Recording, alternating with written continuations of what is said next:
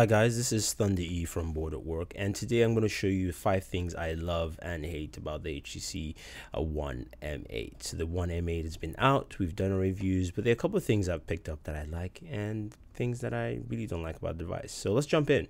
First thing is the hardware. It's well crafted. Now this is not a debate about plastic or metal, but actually just the crafting of the hardware is very solid. Feels very comfortable. The metal actually wraps around very well around the device, and you can see how all the ports are well placed and everything is displayed. I really like that, and I think the HTC has really done a good job in stepping up what they did with the M7 or the regular one from last year with the M8 in making it something more of a refined device. And that's pretty cool. It's one of the really cool things I like about it. The other thing that I like about this device is actually the fact that you can add and remove Blinkfeed whenever you want. And most of you know Blinkfeed is not my favorite feature, but the fact that yes, I can put it on there, zoom in, hold, pinch, and then just take it out is really cool.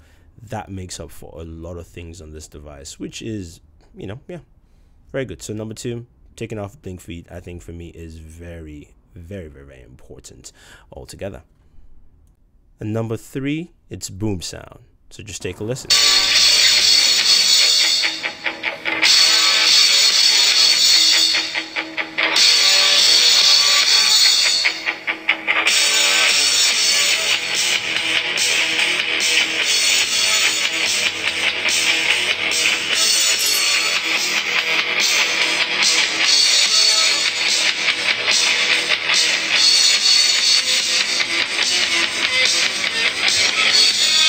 Boom sound is a very defining feature they've carried over and works very well.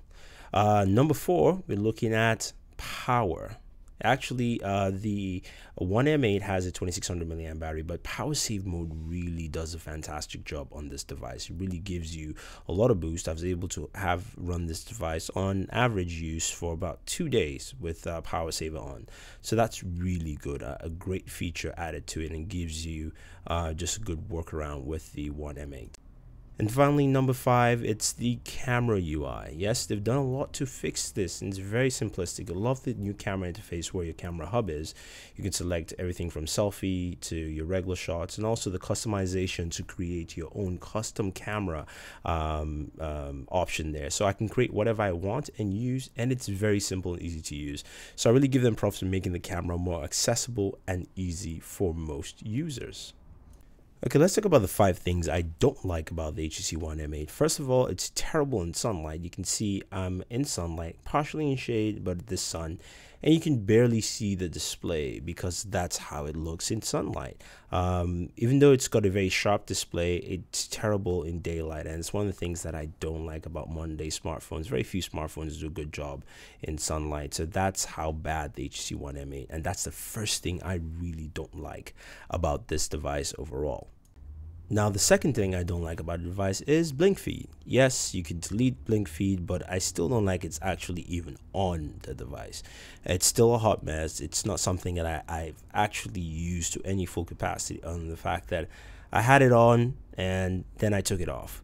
And even though they've given you that ability there to take it off, it's still not a great feature. There are better applications out there, and Blinkfeed is just not one of them. It's not one I would definitely use on my device. So that's something that I would thank God it's not there. Now, the third thing I don't like about this is the camera inconsistency. The dual camera is inconsistent at best, to put it that way. Sometimes it gives you some very good photos, some good low light photos, but if there's not a lot of illumination in daylight, say it's cloudy, you don't get good photos. Also, the refocus ability it's clearly been beaten by software applications that can actually refocus. Nokia has stuff like that, LG as well as Samsung. So that's another thing I don't like about the device. The fourth thing is actually UI inconsistency. So you see the desktop as I move down to the app tray, it looks completely different. As you move around, you get this inconsistencies. Same thing with the camera app. It looks completely different from that application itself, and even the album or the gallery is completely different in look. You also have things like a Wi-Fi. When you actually select Wi-Fi to turn it on, most other smartphones will give you a drop-down menu where you can select a different Wi-Fi options, but here you have to click another button to do that. So that's another issue again with the UI inconsistency that really plagues the HTC One M8. Another thing also is even just going to the dialer, and if I go into my contacts, I can search for a contact, but I won't find it in my contacts. But if I go into my dialer and type it in, I will be able to find it. So I don't like the fact that I have this kind of inconsistencies there also. So it makes it very difficult to really enjoy the device overall. And hopefully HTC does change that. And finally, no wireless charging. That's number five. Number five, no wireless charging. In the day and age where companies are giving you options to select wireless charging or has built-in wireless charging, the One M8 doesn't have wireless charging.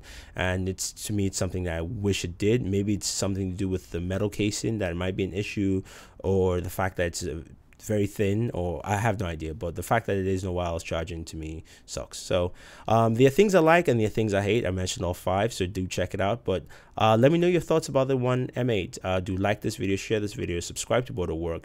Thank you, and always enjoy your entertainment.